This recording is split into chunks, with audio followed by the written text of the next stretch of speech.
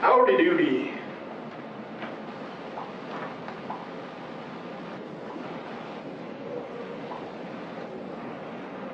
Today,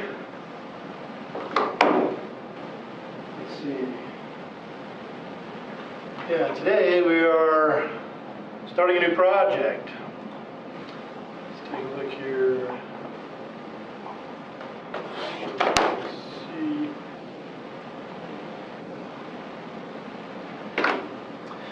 So our new project is the slow-moving car. Let's take a look. You should have received an email that includes the document for this. It's actually a really long document, and we only have 2 pages that we're going to use.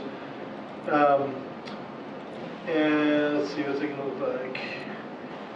It's going to be, the document's called 2009 UA Problem Solving. I'm getting a little bit of feedback, so if you could turn off your mic there, that'd be great, thank you. So this comes from the University of Arkansas, Engineering Design Problems 2009, and we're going to jump to page 24, I believe it is. Let's check that, make sure. Page 24, actually it's 23 I guess, is called the Beware of Slow Moving Vehicle. It's supposed to take 3 or 4 days, they say. So the idea here is we're going to use the building materials that I've given you, and you're going to build a car that will travel on a platform or in a space that's marked out 3 feet by 3 feet. And what you want to do is you want to build this car so that it stays inside of this 3 foot by 3 foot area as long as possible without stopping. If it stops for more than a second, then it will be, disqualified or whatever. But here is the design criteria. You will use materials that I supply, and you can't alter the 3 foot by 3 foot area. That's the testing platform. The completed vehicle must remain in motion, except for, you can stop for a second, but not more than 1 second. Your best time will be recorded, give you 3 chances. They say if the vehicle falls from the platform, in other words, if it goes outside of the 3 foot area, 3 foot by 3 foot area, then that's what your time is. You have 3 trials, the best one will be used. You're not allowed to make modifications during the test or between tests. Between tests, you'll have a few minutes to fix things and make things work, but you only have a couple of minutes, because I want a video of all this. And the teams are required to submit vehicle sketches labeled prominently with your team name. Now, we're not going to really have teams. We're going to just do this individually. So each person is going to be required to give me a detailed drawing, design of your car. And I want that in this Wednesday so I can see what you're going to be doing for your design. And then you'll have this week and part of next week to design and work on your car, ask questions, and then to test your design. Now, what are the materials? They have wood and straws and balloons and everything else and all this stuff here. The things that I have not included are plastic straws and balloons. If you want to use plastic straws and balloons, you're welcome to. But I did provide rubber bands, tongue depressors, and all this other wood and stuff. But I didn't provide mouse traps, electric motors, or a battery, and that's because we're not going to allow those in our competition. Can I use mouse traps, electric motors, or a battery? This must be powered by rubber bands or something else that's provided in this kit. Rubber bands being your best bet. And then it says right here a stopwatch will be provided, and I didn't provide a stopwatch, but most of you have cell phones that have stopwatches built into them, or you can download an app for them or something, so you can use that. But that's the idea. The idea here is that you're going to design a vehicle first this week, and you'll turn that design in to me, and once you've got that design turned in, then you will begin prototyping and testing that design. And you're going to try to keep this thing going as slow as possible. You've got lots of options. You've got gears, you've got pulleys, you've got wheels, you've got all kinds of parts that you can use for this. Now, if you ran out of parts building your bridge, then you can request some more parts if you want to. But I will only grant you extra parts, to a certain degree. I'm not going to just give you innumerable parts forever and ever. I think that I provided enough parts for you to do these things. So, what are the things that we want to learn about before we do this? Well, we want to learn about a little bit about gears, and a little bit about pulleys, maybe, and a little bit about rubber band powered vehicles of some kind. So we're going to spend some time exploring that stuff today, and then when we're done, I'm just going to set you free to do what you want to do. So that should have been in your email. This thing right in here in your email. Remember to make the you're going to make the note, write down some notations in your sheet that say the test platform is 3 foot by 3 foot, and that there will not be allowed any mousetraps, electric motors, or batteries. Right? It's going to be rubber band powered vehicle. All right, now let's talk about the different tools we can use here. Let's go to the internet really quick. Let's see if I can find these parts. Let's see, I think they're at Ward Science. So I can show you what these different parts look like in your kit. Some of them look very similar to each other.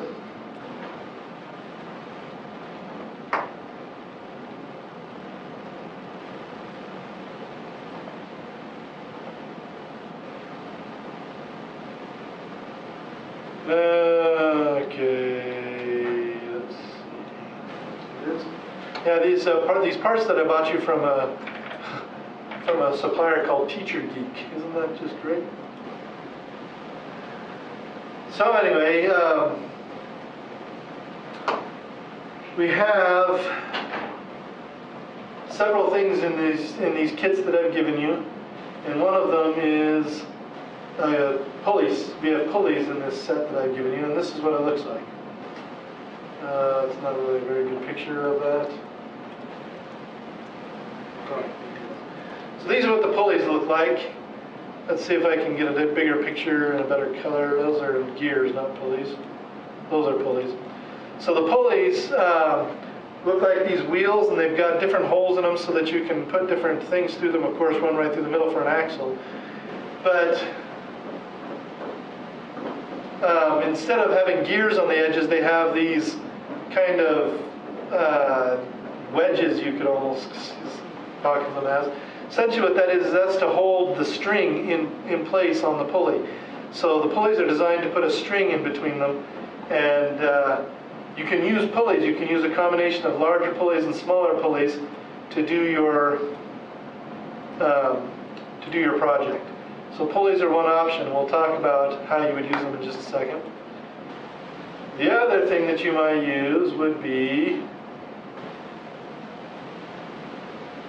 let's find the gears here, wherever they are.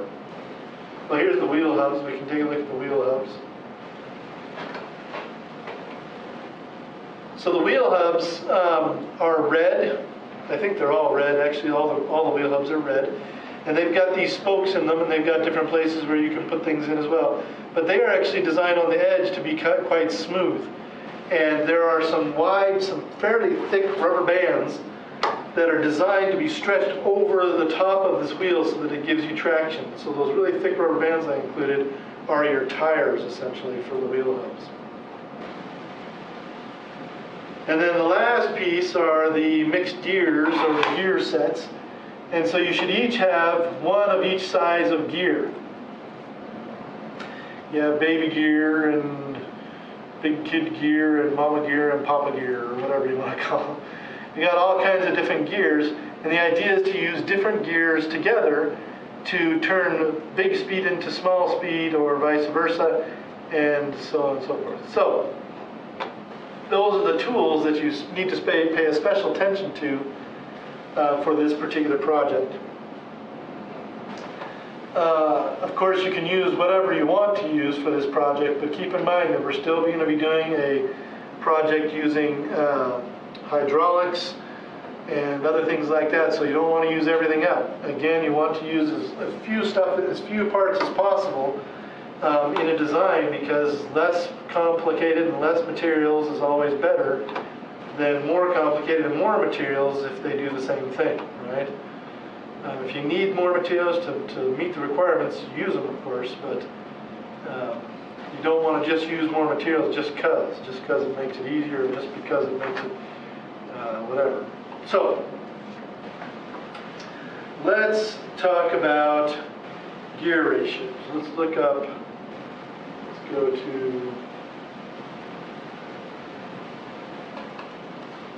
to gear ratios. And this is one of the searches you're going to want to make as you're trying to figure out how to do your car, if you're going to use gears. Now, when they're going to give you a whole bunch of charts here when it comes to gear ratios, and that you can use those charts if you want. Let's go to this chart, for example, right here, and let's take a look at the image here. What they're looking for, what they've got here, is they've got different gears these are different teeth, and on the separate gears, and this tells you what the gear ratio is, so that you don't have to calculate it. It's not that hard to do, actually. Here they have an example of 1-to-1 gearing and 2-to-1 gearing, right? So in this case, you have a gear that's at 100 rotations per minute connected to another gear, linked to another gear that is also going to have rotations 100 per minute. But if you have a small gear connected to a big gear, where the big gear has twice as many teeth, notice it's not just twice as big, it has twice as many teeth here, right? Actually, anyway, the gear ratio is 2-to-1 here, that you're going to have, this speed is dropped by half, right? And you can see the same thing going on here. You have 30 teeth and 60 teeth going on, and when this one is the one being driven, this is the one that is loaded, right? So you actually can turn this one less times per around than this one would turn around. So this one's going twice as fast, in other words, as this one is going. So those are the kind of ideas that you have to be thinking of. Now, it just so happens that pulleys work the same way. Pulleys work the same way, except that you don't necessarily deal with teeth. In this case, you have a chain and teeth.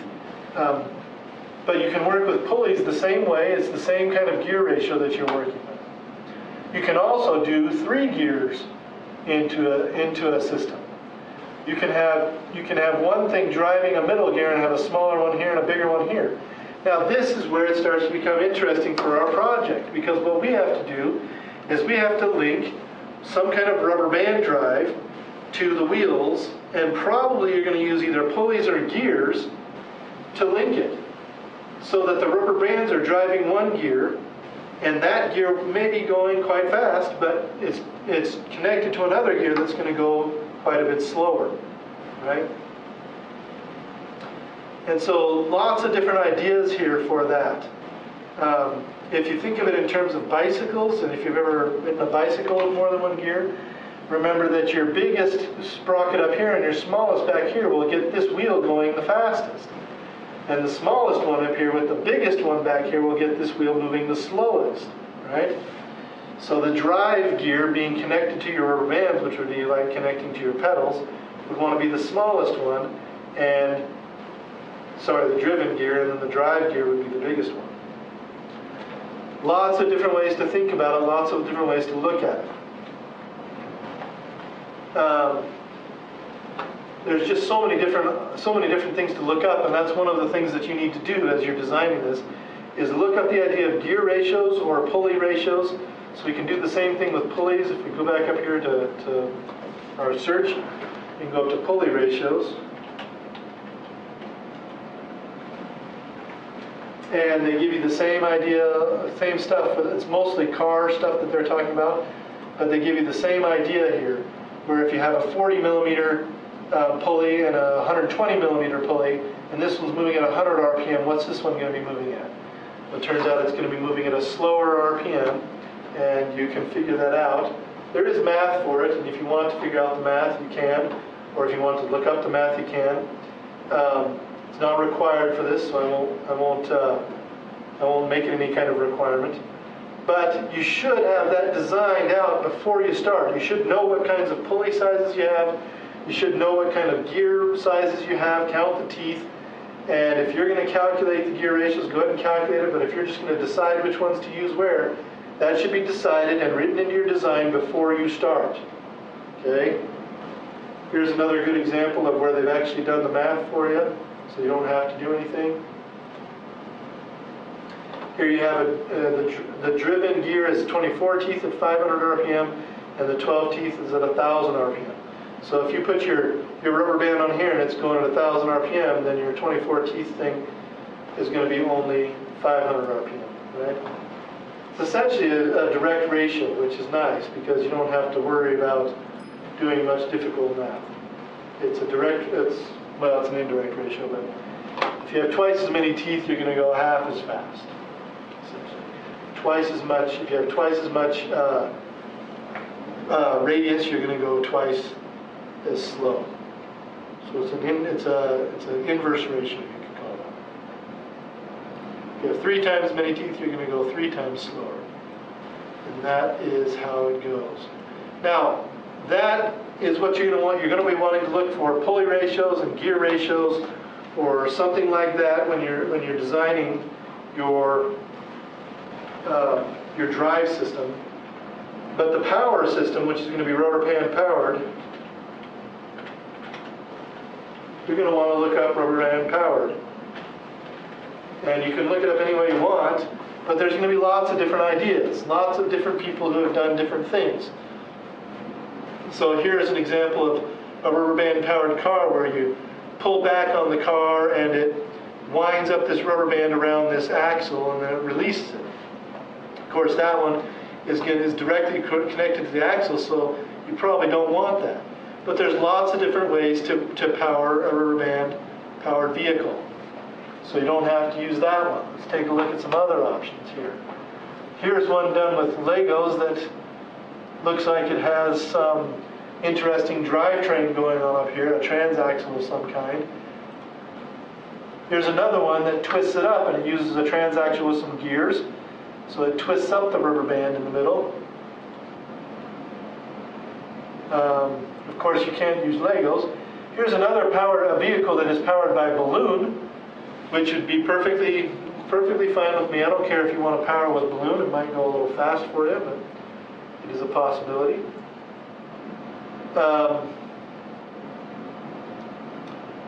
Here's another one that connects to the axle, connects a rubber band to an axle and uses a gearing so that you could have a gear ratio and slow things down.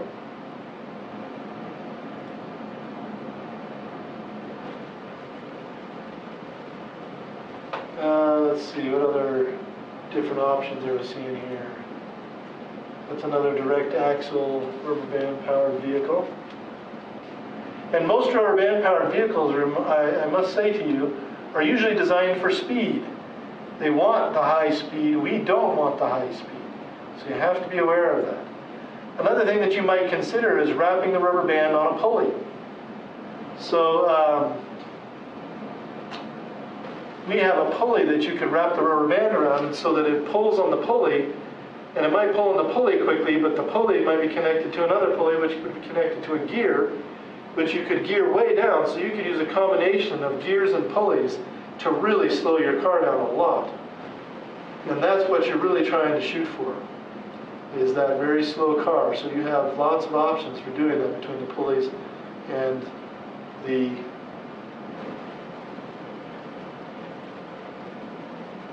Here's an interesting kind of idea. Rubber band powered car with a twist. That's interesting.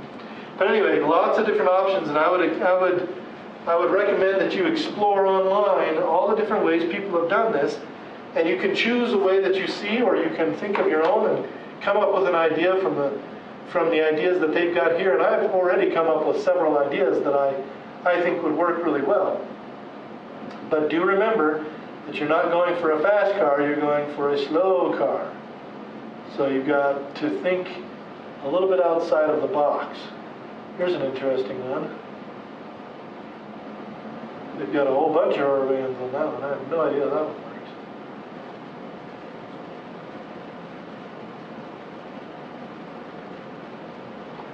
Let's look at it a little closer. It's interesting. Yeah, that one's got pulleys all over the place. That's nothing but pulleys, it looks like. That one's really complex. Could be interesting.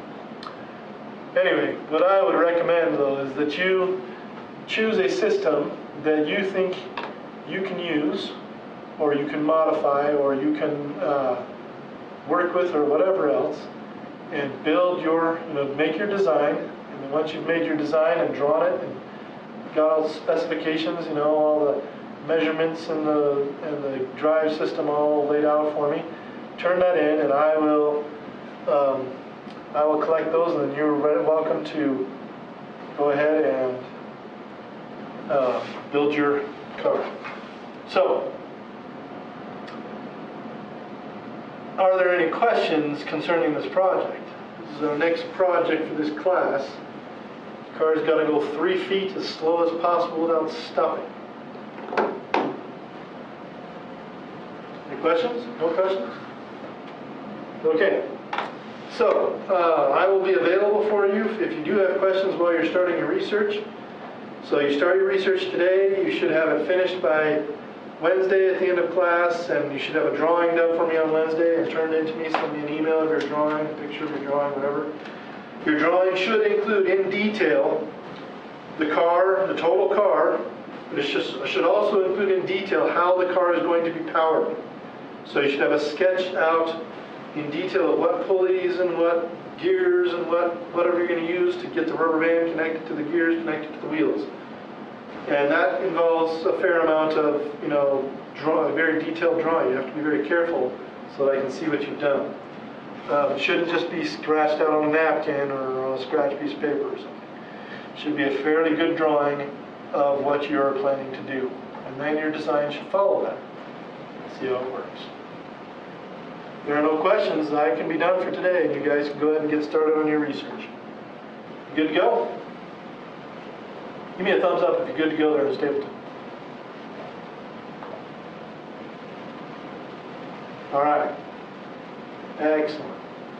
So, enjoy the project. I will be around in class today, Wednesday, and Friday for questions. I will start off the class and answer any questions that have been emailed to me or anything else. And I'll be available for you. And then next week we will start on, testing these things, looking at tests. I think that I might even build a car. This just sounds fun to me, so I want to do it. I might build a car and show you my progress as we go. So, enjoy the project. If you have any questions, I'll be around during class time, and you can email me or call me at any other time. I will be here. Make sure by Wednesday you have your design emailed to me. Have a good one.